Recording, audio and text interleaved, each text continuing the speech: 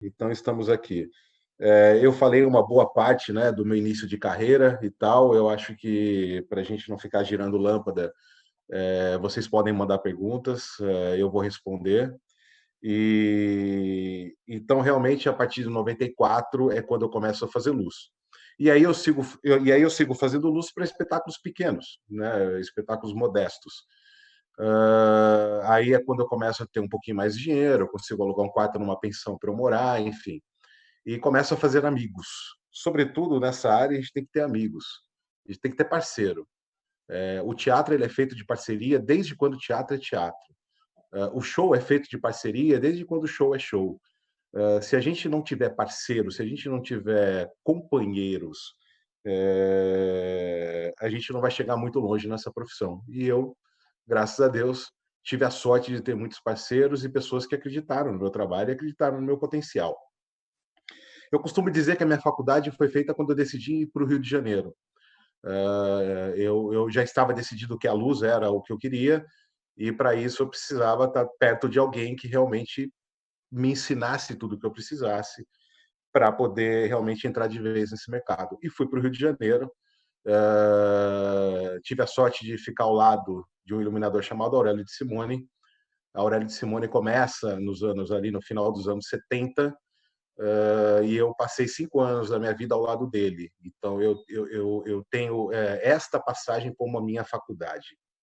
A Aurélio me ensinou não a fazer luz, ele me ensinou a fazer teatro, ele me ensinou a ser um homem de teatro, ele me ensinou a compreender todo o funcionamento de uma caixa cênica, tudo que acontece lá dentro, tudo, desde cenário, figurino, o comportamento perante a equipe, nomenclaturas, enfim, ele me ensinou a fazer tudo que eu sei hoje dentro do teatro.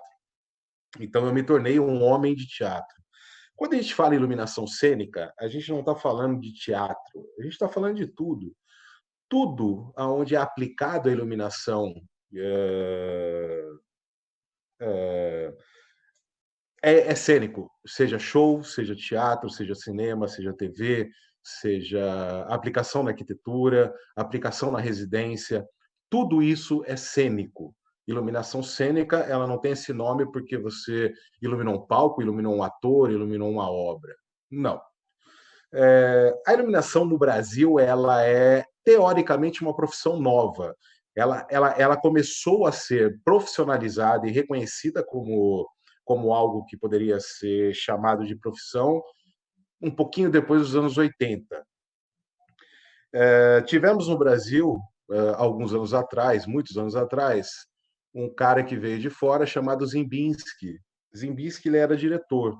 Então, ele veio para o Brasil e trouxe todo o seu vasto conhecimento, não somente na direção, mas, sobretudo, ele também fazia luz. Os dados que nós temos da luz no Brasil, ele se encontra muito com aquilo que a gente tinha lá atrás, antes dessa luz chegar no Brasil, né? Então, tudo que a gente tem, de fato, histórico da iluminação, é algo que não foi vivido pela gente, né? Porque a história se difunde com o teatro grego, o teatro romano, né?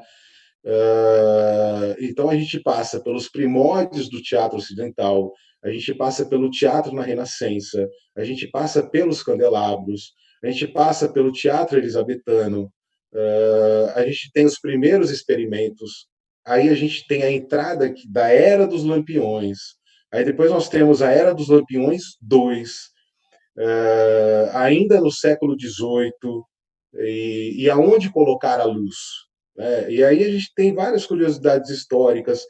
O espectador ele é o centro do mundo. Tem um fato histórico nessa coisa que a gente fala que o espectador é o centro do mundo, porque o teatro antigamente ele era muito na verdade ele era elitizado e não se fazia luz, sobretudo, apenas para ver o que estava acontecendo no palco, mas a plateia tinha necessidade de estar iluminada, porque estar no teatro, naquela plateia, era um ato nobre. Então, eles precisavam se olhar. Então, os espetáculos, por muito tempo, foram feitos com a luz de plateia acesa, porque quem estava ali assistindo precisava se olhar. Depois a gente entra na era do gás, aí a gente vai descobrir quais eram as vantagens do gás, e as desvantagens do gás. Aí a gente vem para a era da luz elétrica, aí a gente vem para uma era que é das trevas para a luz, que é realmente quando o teatro, quando apaga-se a plateia e se mantém apenas o palco. Então, naquele momento, o espectador ele já não se via mais. E aí a gente passa por uma época de uma nova estética através da luz. Aí a gente tem as novas descobertas, tem mudanças radicais e quando entra a mesa de controle. Um pouco da história da luz da iluminação do Brasil é até meados dos anos 70, a profissão iluminador não existia. O que existia era o diretor que não tirava a iluminação da mão dele e determinava o qual seria aquela luz. Sobretudo sem muito efeito, porque a gente não tinha recursos de equipamento, e o diretor, na maioria das vezes, fazia uma luz mais dura apenas para atender a obra. E aí ele tinha um recurso de um eletricista, que era o profissional responsável para fazer e deixar pronto aquilo que o diretor já havia determinado. Agora, há uma controvérsia nisso, né? Porque Ziembinski ele tem um assistente chamado Renato Viana. Em 1932 ou 33, isso também não é um dado tão correto assim, porque quando a gente fala de tirar a mão da luz do diretor, a gente está falando exatamente disso. Em 1932 ou 33, Renato Viana escreve um texto chamado A Primeira Encenação de Fausto. Nesse texto, ele já coloca referência à iluminação. Então, historicamente, quando o Renato Viana faz isso, ele, mesmo como autor, ele já tira da mão do diretor o poder de decisão da luz e já coloca no texto a referência da iluminação na visão dele quanto autor. Mas, na verdade, a luz ela sai da mão do diretor exatamente quando aparece um cara no Brasil chamado Jorginho de Carvalho. Este foi o primeiro iluminador que nós tivemos no Brasil.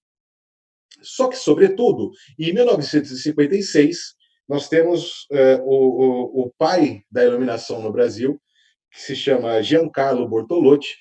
Ele vai trabalhar no teatro chamado Cacilda Becker, aqui em São Paulo, para Cacilda Becker, cuidando do som e da luz daquele teatro. Em 1960, Giancarlo Bortolotti cria uma empresa chamada GCB Iluminação. Ela foi a primeira empresa fabricante de luz do Brasil. A partir dos anos 70, no início dos anos 70, Giancarlo começa a construção das consoles analógicas e dos racks analógicos. Então, talvez o que a gente tenha de pai da iluminação em São Paulo seja realmente Giancarlo Bortolotti. Quando a gente fala da história da iluminação, nós estamos falando de uma época que a gente não viveu. A história da iluminação, ela é uma coisa muito teórica nesse momento, porque tudo é feito em base de pesquisa, em base de busca, em base de dados, né? A gente passa a ter uma evolução nos equipamentos de iluminação a partir dos anos 80. Em 82, sobretudo, entra a primeira mesa digital no Brasil e essa mesa digital entra no Rio de Janeiro. Eu acredito que era uma Jandes. É a primeira mesa de luz que se tem conhecimento digital no Brasil. E aí, agora, falando um pouco de equipamentos de iluminação. A gente começa ali nos anos 70, a luz era feita com bulbo e tinta acrílica. Bulbo, para quem não sabe, é essa lâmpada. Essa lâmpada, isso daqui se chama um bulbo. Só que essa daqui já é a lâmpada moderna, ela é halógena, ela não é uma lâmpada com filamento. Mas a lâmpada de bulbo, ela tinha um filamento dentro.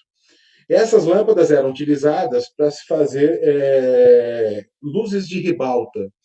E aí se passava uma tinta acrílica nessa lâmpada para fazer o colorido dela. Então era a partir daqui que você tinha a coloração da lâmpada. Depois a gente entra com os primeiros profissionais, com os primeiros equipamentos profissionais, que na verdade o Brasil já havia importado em alguns lugares um equipamento que era de uma marca antiga, que não existe mais, que se chama Hankstrand. Depois a gente tem a entrada dos ADBs no Brasil, e aí depois tem uma enxurrada de equipamento da GCB. Que foram os primeiros. A GCB construiu os famosos sapões, né, que são os PCs que utilizam lâmpada plana convexa. Então, na verdade, esses foram os primeiros equipamentos que entraram realmente no mercado brasileiro. E aí depois vem a evolução dos equipamentos, as primeiras consoles que entraram no Brasil, consoles e dimmers analógicos. A gente trabalhou por muitos anos, né, com mesas que eram analógicas ligadas a um dimmer. O que é um dimmer? O dimmer é o que vai fazer essa lâmpada funcionar. Então, você tem o número 2 na vara de luz, você vai plugar um refletor lá, você vai pegar esse número 2 que está na sala de rack e vai plugar no canal de dimmer. É aí você vai fazer com que a mesa acenda esse refletor. E aí depois você tem a entrada dos demultiplexadores. Os demultiplexadores eram acoplados ao dimmer analógico. Com a entrada das primeiras consoles digitais, não existia rack digital ainda, e se usava os recursos dos demultiplexadores para que aquela mesa analógica pudesse trabalhar com um dimmer, com um rack, aquela mesa digital pudesse trabalhar com um rack analógico. E aí depois você tem a entrada do sistema digital, dos racks digitais, que já não precisavam mais do recurso do demultiplexador e passaram a trabalhar com o sistema chamado DMX 512. Passaram a trabalhar através de um cabo DMX 512. Aí depois você tem entrada, mais agora, nos anos 90, ali para o final dos anos 90, começam a aparecer, já em 92, 93, começaram a aparecer os moving lights, aqueles equipamentos que se mexem, luzes que andam. Mas por que moving light? Porque ele não tinha uma cabeça giratória, ele tinha apenas um espelho. Então a luz saía de dentro do equipamento, era emitida para esse espelho com o motor, e esse espelho que fazia todo o trabalho para a luz caminhar. No final dos anos 90, aí entram no Brasil os primeiros aparelhos, que são os moving heads. Moving heads são os movings de cabeça. Aí eles já mudam o formato, eles passam a ter uma base com um eixo, e aí você tem a cabeça, e dessa cabeça sai a luz e tudo que precisa sair daquele aparelho.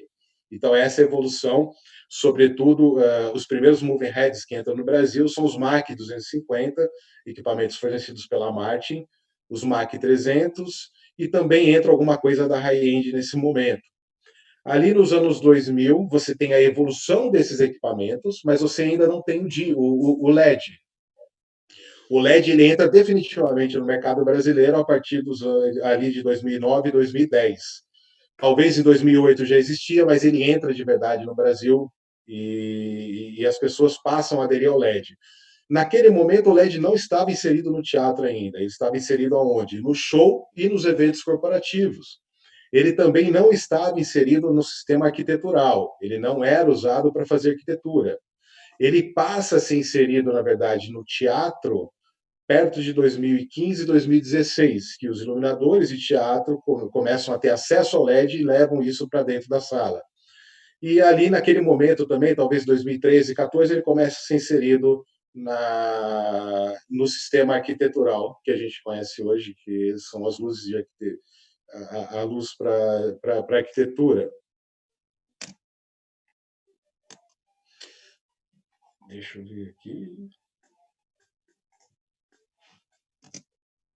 E aí a gente entra no fundamento básico da iluminação, né? O que um técnico de luz ele precisa conhecer? O que um técnico de luz precisa saber para poder trabalhar com iluminação, né? Sobretudo, ele precisa ter um conhecimento básico de elétrica cênica, né? Quando eu digo elétrica cênica, eu estou dizendo de uma elétrica em geral, né? Mas, sobretudo, o que acontece exatamente dentro de um teatro, né? Tudo de elétrico que você usa no teatro, o técnico ele precisa ter esse conhecimento. Para ter esse conhecimento, ele tem que estudar elétrica, um pouco de elétrica, e fazer aqui as NRs voltadas para isso, sobretudo a NR10. Leitura de mapa de luz. Ele tem que entender de equipamento, ele tem que saber aquilo que está desenhado, ele tem que entender de posicionamento, ele tem que entender de ângulo, de distância. Então, ele precisa basicamente saber ler um mapa de luz. É aquilo que o iluminador ou o assistente entrega na mão dele para que ele possa montar. É a partir do mapa de luz que você começa a construção da luz física no teatro. Antes disso, você tem a preparação do equipamento de montagem. É a contagem do equipamento, é saber se aquele equipamento está funcionando, é a testagem daquele equipamento, é saber se todos os acessórios que a gente precisa estão lá para desenvolver essa montagem. E aí entra a montagem em si. A montagem ela tem que ser feita com total segurança. Nunca se pode subir numa escada sozinho e, sobretudo, não se pode subir numa escada sozinho sem o equipamento de segurança, que é o EPI, Equipamento de Proteção Individual. Sempre tem que ter alguém segurando a escada. Numa montagem de luz, você não faz uma montagem de luz com um número ímpar de técnicos, sempre em número par, porque um técnico não trabalha sozinho, e esse número par é o que depende muito, em primeiro lugar, da segurança, e a segurança está nisso, e em segundo, o andamento do trabalho, né? A desenvoltura do trabalho no palco. E a afinação de luz. O técnico de luz ele precisa saber o que ele está fazendo. Refletor queima, refletor machuca, e luz ela pode custar vidas. Então, o técnico tem que saber o que está fazendo. Na afinação de luz, ele tem que ter, sobretudo, o olhar artístico e ele tem que ter a técnica apurada para que ele não cause nenhum acidente nesse momento. Então, essa, na verdade, isso é o fundamento básico da iluminação. É o que um técnico precisa ter para poder desempenhar o seu papel como técnico de luz e, sobretudo, ele tem que estudar muito. Luz é algo que exige estudo e estudo diário. Ninguém sobrevive da luz ou ninguém fica lá na iluminação se não estudar e se não souber realmente que a luz ela evolui todos os dias. A gente teve um período ali no final dos anos 90 até 2006, 2007, que basicamente o que se achava no Brasil eram os mesmos refletores, eram os mesmos aparelhos de moving light. Tanto que quando você mandava um mapa de iluminação nesse período, era muito difícil que alguém pedisse troca de equipamento. De alguns anos para cá, a iluminação ela sofreu realmente um boom muito grande, e hoje, praticamente a cada 1, 2 meses, você tem lançamento de equipamentos novos, tem evolução de equipamentos novos, então a enxurrada desses equipamentos ela está muito grande no mercado brasileiro hoje. E aí a gente tem aqui a introdução do projeto, ao projeto de iluminação, e vocês vão ver que na introdução ao projeto de iluminação a gente vai falar de primeiros passos.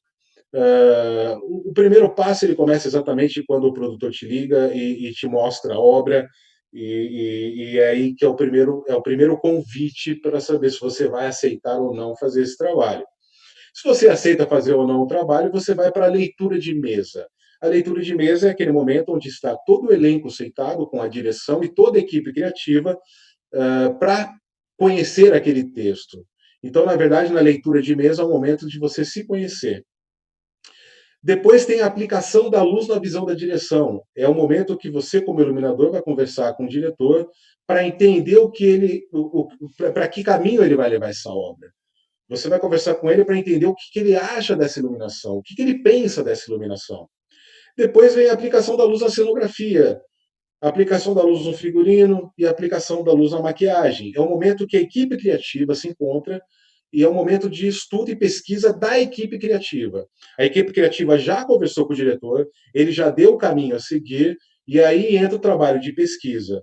Então, é o momento que o iluminador passa a conversar com o cenógrafo, é o momento que o iluminador passa a conversar com o figurinista, com quem vai fazer o visagismo, que no caso é a maquiagem. É a troca que você tem nesse momento. Você começa a trocar, os desenhos, os primeiros desenhos começam a aparecer, e é basicamente daqui que você vai começar a levantar esse espetáculo. É quando você começa o desenho, é quando você começa as reuniões, é quando você começa a entender para que lado essa obra está indo.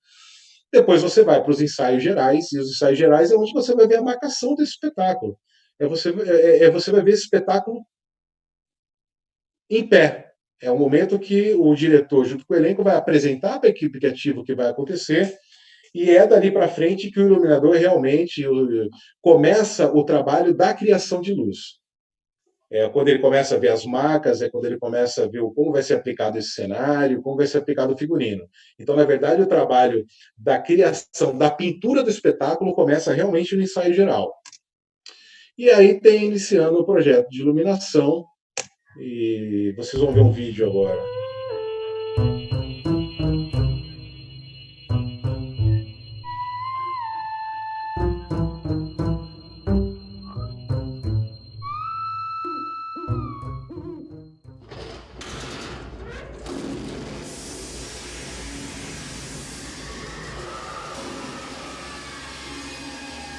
Tá tudo ok.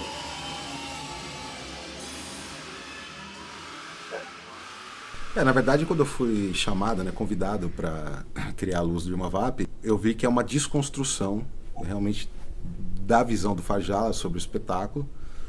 E aí eu falei, cara, eu tenho que desconstruir essa luz, né? Então ela tem que ser desconstruída. É uma luz teoricamente assimétrica, né? É uma luz que ela conversa e ela dialoga com o espetáculo. Tem muito trovão nesse espetáculo, tem muita cena de trovão, mas são trovões que não são convencionais, né? Eles acontecem aqui, acontecem ali. Eu particularmente pensei em tonalidades que pudessem compor cenário, figurino, pele, de uma forma que também não comprometesse o trabalho dos atores. E acho que é uma coisa que pode ficar bem bacana, assim, e acho que está dando certo. E essa foi a primeira vez que eu me distanciei totalmente da luz. A única coisa que eu disse para ele é que eu queria Pimbim. A única coisa. E dei como referência para ele A Morte do Demônio, o filme dos anos 80. E ele, através disso, ele criou essa atmosfera. Ah, lobisomem! Homens!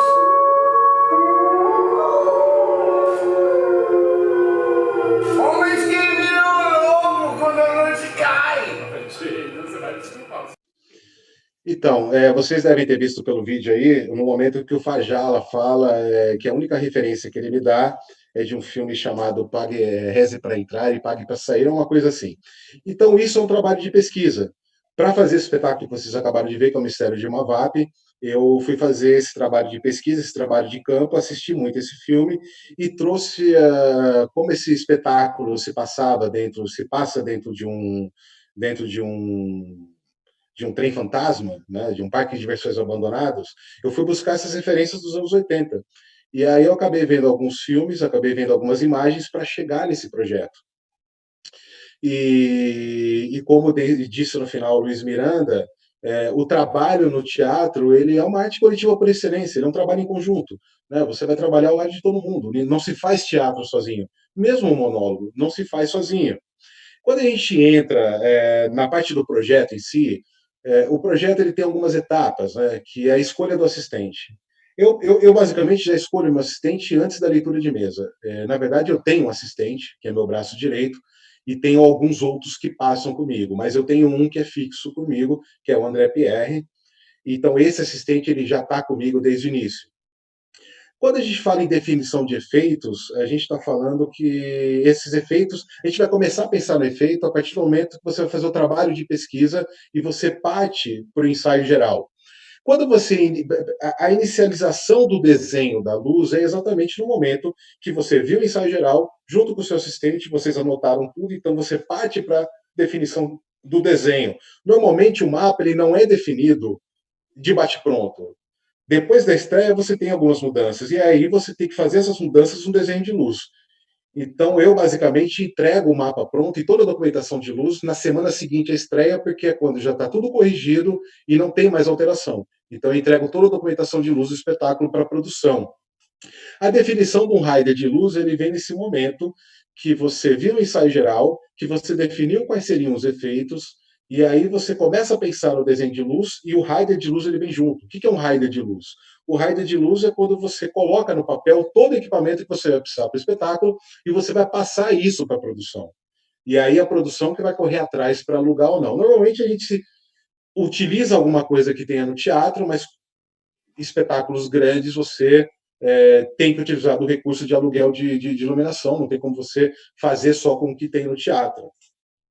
A elaboração do roteiro e operação de luz, ela vem a partir do momento que eu, nos ensaios gerais, eu gravei o espetáculo, então eu gravei ele, eu tenho ele em vídeo, e aí eu vou sentar com o meu assistente e eu vou começar a assistir esse vídeo e transcrever dali para o papel o roteiro de operação de luz, as deixas do espetáculo.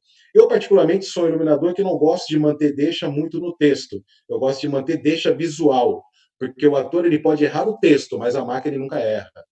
É muito difícil ele errar a marca. A elaboração do roteiro de gravação da luz.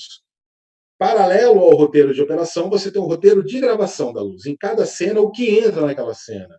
Qual foi o equipamento que entrou? Qual a porcentagem que aquela luz está trabalhando? Então, você também faz um roteiro de gravação da luz. A construção do mapa da luz é o último passo, porque você faz a construção de um mapa de luz inicial para você iniciar uma montagem, dentro daquilo que você acha que vai ser. Só que o mapa de luz real, você finaliza ele quando estreou a obra, quando não se tem mais correção para fazer, aí você faz o mapa de luz, anexa a documentação do espetáculo e entrega para a produção. A partir desse momento, o teu trabalho está entregue. Você ou o seu assistente já passou a luz para o operador, ele já operou. Eu, basicamente, fico no primeiro e no segundo dia depois da estreia, depois eu não vou mais. Se precisar ficar, o meu assistente fica. Então, dali para frente, o meu trabalho para aquela obra ele acabou. E aí é seguir novos projetos. A gente vai falar um pouco de fundamento das cores, né? Porque luz também é cor. Eu, basicamente, sou um iluminador que eu não gosto muito de cor. Eu não gosto de trabalhar com paletas de cores vivas. Eu gosto de trabalhar com correções. E quando a gente fala de cores, a gente está falando que na cor existe o sistema aditivo e subtrativo, existe cor, pigmento e cor-luz, existem os discos cromáticos e os círculos cromáticos, a psicologia das cores e o significado das cores. Então, quando você vai inserir a cor dentro do espetáculo, você tem que entender sobre isso daqui que você está fazendo.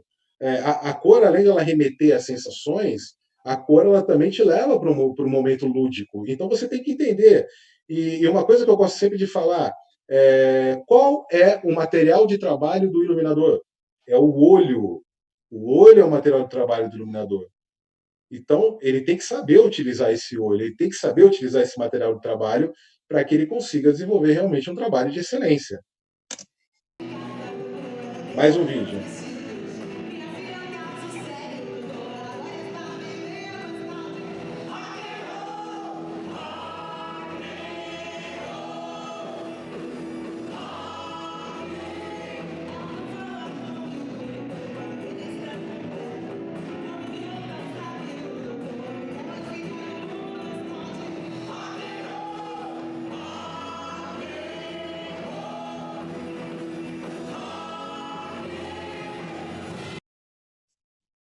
Fiz questão de passar esses vídeos para vocês verem que dentro de um único espetáculo tem vários espetáculos.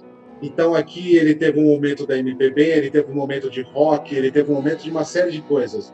Então a gente teve que fazer um trabalho que contemplasse tudo isso, porque eram várias iluminações diferentes dentro de um único espetáculo.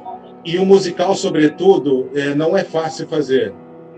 Para fazer esse musical, a gente trabalhou 15 dias na programação da luz. Foi uma semana de montagem, foram 6 técnicos para fazer esse trabalho e foi basicamente 15 dias para gravar a luz, basicamente muitas correções. A gente acabou estreando sem que tivesse tantas correções assim.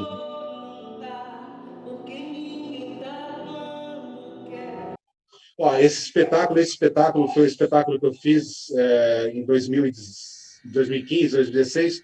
É o espetáculo Otelo.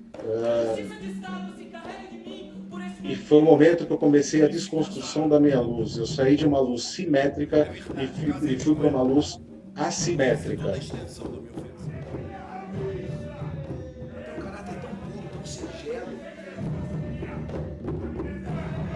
Mas aqui, da margem.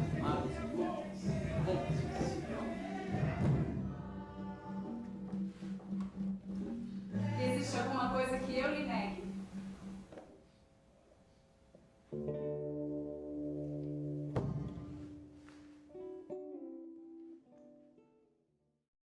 Esse espetáculo que está passando no vídeo, ele se chama Manual para Dias Chuvosos. Ele acontece no momento que acaba a luz da cidade, a cidade vira um caos, e eu basicamente fiz a luz desse espetáculo com vela, com bim-bim, realmente era uma luz que pedia isso, né? Então era um momento que você teve um caos e então não foi um espetáculo que eu fiz com tanto aparato técnico, esse aparato de equipamento. Eu busquei o lado mais artesanal da Mas luz. pelo que eu pude ver aqui, que são uma coisa tão minimamente, sei lá, enfim, de mostra, eu vi uma coisa muito legal em termos de, a gente fala inclusive isso, de enquadramento, televisão, a gente usa muito esse texto, enquadramento, né? Quer dizer, eu estou aqui de boca de palco e tudo, e uma luz impressionante. Esse espetáculo deve ser muito... A luz é do César Pivetti, é incrível. Eu brinco que é o espetáculo que a situação toda, não existe quase luz, né? As emissoras de televisão, rádio não funcionam. Nós temos pouca energia elétrica na cidade e é a peça mais iluminada, mas é uma luz teatral incrível. Ele fez uma luz que é impecável. Tá aí, monólogo de eixo voto.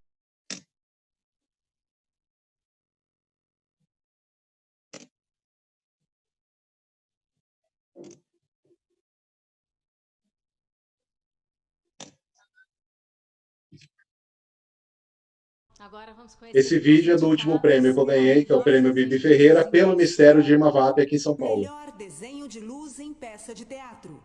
Caetano Vilela. Sobretudo no ano de 2019, foi um ano muito bom para mim. Eu me tornei o iluminador no Brasil mais indicado a prêmio e acabei ganhando o prêmio Bibi Ferreira. Fui indicado ao prêmio Shell de Teatro, fui indicado ao prêmio Bibi Ferreira, ao prêmio Senins e ao prêmio Aplauso Brasil. Sobretudo ao prêmio Aplauso Brasil, eu estou indicado pelo terceiro ano consecutivo. Então, o prêmio Bibi Ferreira vai para César Pivetti por O Mistério de Irma Vap.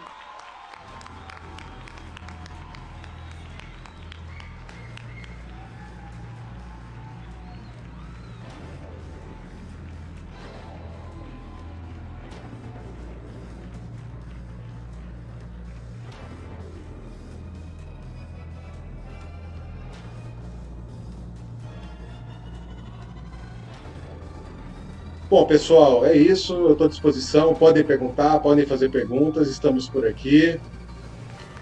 Tudo que vocês quiserem saber.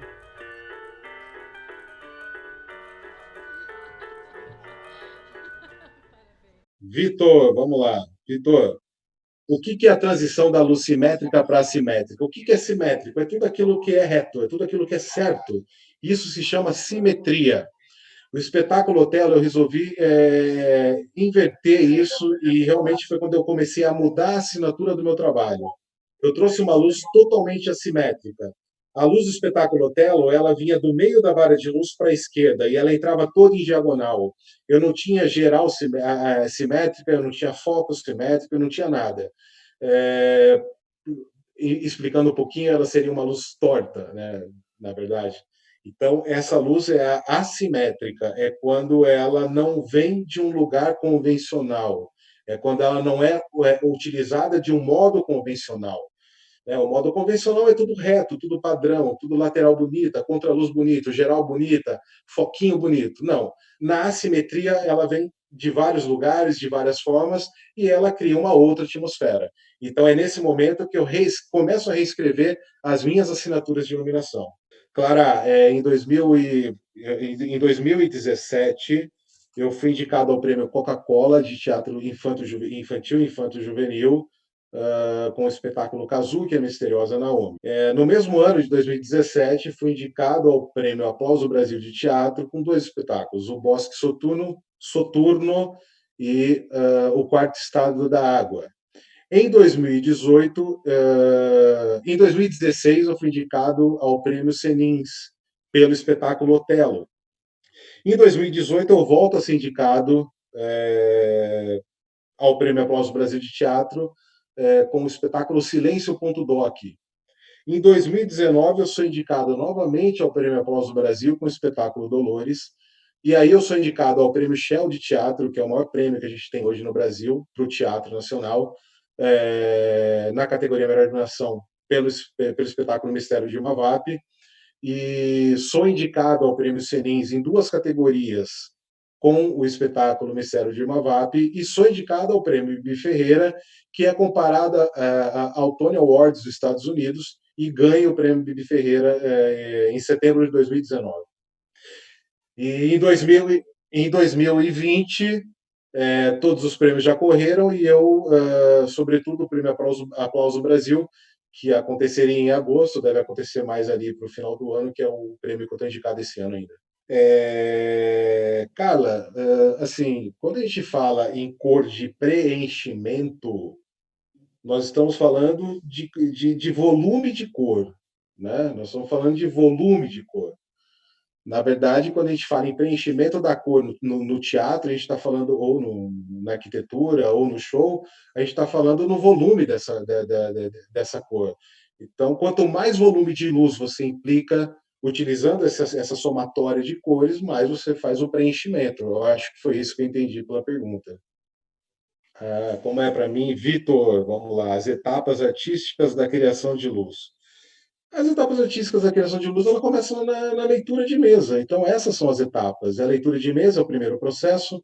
O segundo processo é quando você vai conversar com o diretor e ele vai te dar o norte do que ele acha que aquela obra tem que ter. Depois vem as reuniões em equipe criativa, cenário, luz, cenário, figurino e maquiagem. Depois vem o ensaio geral, que é onde você vai ser apresentado para você aquele trabalho teoricamente pronto. Então, esses são os processos criativos, né? Então, você começa a criar a luz já na leitura de mesa. Na leitura de mesa, eu já faço alguns rabiscos, já faço alguns esboços. O final da criação é quando você entrega a obra pronta, entendeu? É isso. Então, Francisco, tudo bem? A fumaça na iluminação, ela por muito tempo ela era usada muito, muito em show, né? Mas o efeito da fumaça na iluminação a fumaça ela cria o volume da luz, né? Tudo aquilo que você está fazendo, alguém tem que ver. Tudo aquilo que você está fazendo tem que estar ali aparente. Então, na verdade, a fumaça, hoje a gente tem a opção das hazes, né? Que são mais densas e são neblinas. Você não vê tanto a marcação da fumaça, mas você vê o desenho da luz. Então, a fumaça ela serve para você ver o desenho da luz, para você ver a estética da luz no palco. É Letícia, né? Letícia, materiais de leitura, sobretudo no Brasil, não tem muita coisa. Mas eu recomendo que você pesquise sobre um autor chamado Roberto Gil Camargo.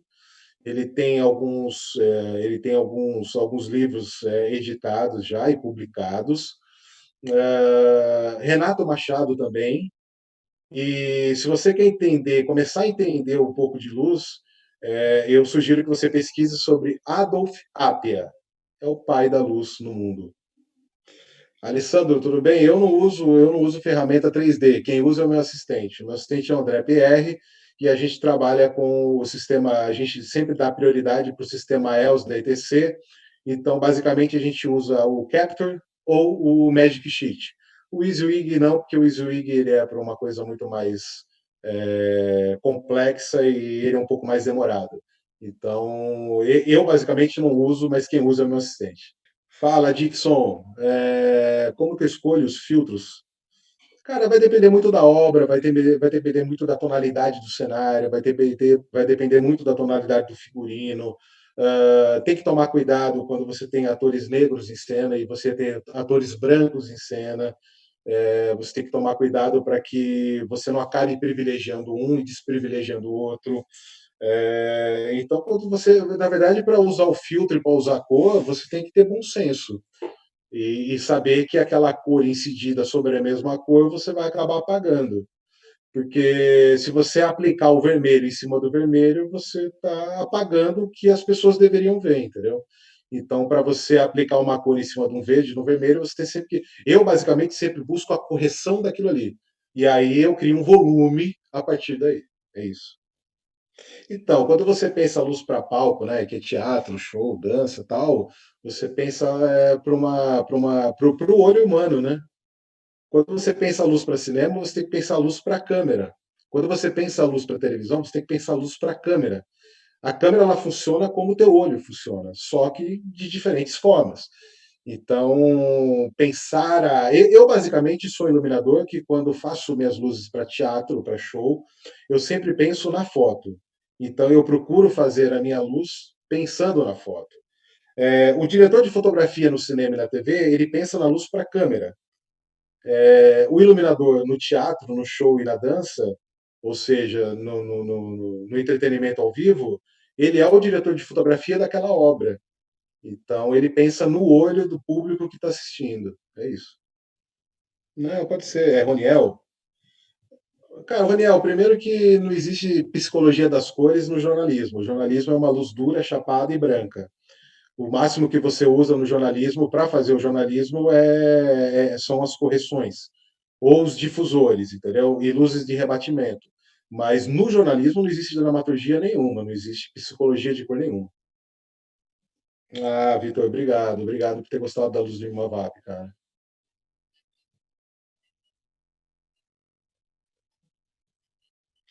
Galerinha, olha só, eu vou responder agora a última pergunta e a gente vai para o fechamento. Lembrando que esse curso vai ser um curso muito bacana. O que a gente fez aqui foi passar por vários tópicos do que vai ser falado e eu gostaria muito de ter vocês com a gente, viu? E aí é só vocês acessarem o link lá nos comentários ou na bio do Instagram do @desenvolvimento artístico, tá bom? E aí eu vou responder a última pergunta agora e a gente finaliza. Obrigado por todos estarem. Letícia, truque para a utilização da gelatina? Não, não existe, assim. O que existe é você sobrepor uma cor em cima da outra para chegar numa cor que você precisa e não tenha naquele momento. Sobretudo se você usa uma cor muito fechada, por exemplo, no equipamento chamado Fresnel, muito perto da lente do Fresnel, se você usa uma cor muito fechada, que a gente fala que é um verde escuro, um azul escuro, um Congo Blue, enfim, basicamente esse Fresnel ele vai queimar a gelatina. Então tem um segredo que é você pegar um alfinete, faz vários furos nessa gelatina para que ela própria dissipe o calor, entendeu? E aí você não vai ter. Então são alguns truques que você tem. Como, por exemplo, cortar a gelatina em uma medida um pouco menor, para você ter uma sobra, para você ter uma economia, mas eu acho que é isso. É isso. Olha só, galera, uma informação muito importante. As aulas serão ao vivo, vocês terão acesso vocês terão contato direto comigo, vocês terão contato no meu WhatsApp. E tem uma coisa bacana também, viu? Para a galera de São Paulo, tá? Eu vou. Olha só, para geral, para quem puder vir para São Paulo, tá óbvio que não vai dar para fazer isso num único trabalho. Mas, graças a Deus, eu tenho bastante trabalho. Então, eu vou sempre selecionar 4 pessoas para fazerem um estágio comigo no processo de trabalho. Ou seja, essas pessoas vão estar comigo a partir do ensaio geral até a estreia do espetáculo. Ou seja, vai participar, vai conhecer o espetáculo, vai ver o ensaio geral, vai participar de todo o processo de montagem, vai participar do processo de gravação e vai participar vai ter essa participação direta até o dia da estreia. Então, quem tiver nesse curso vai estar comigo nesses trabalhos. É isso.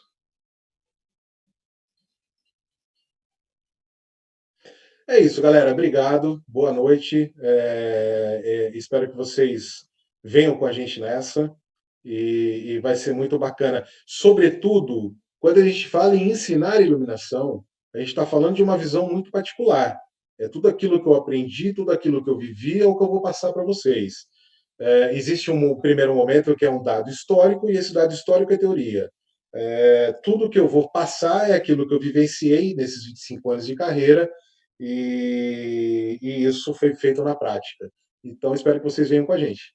Obrigado, boa noite e fiquem em casa.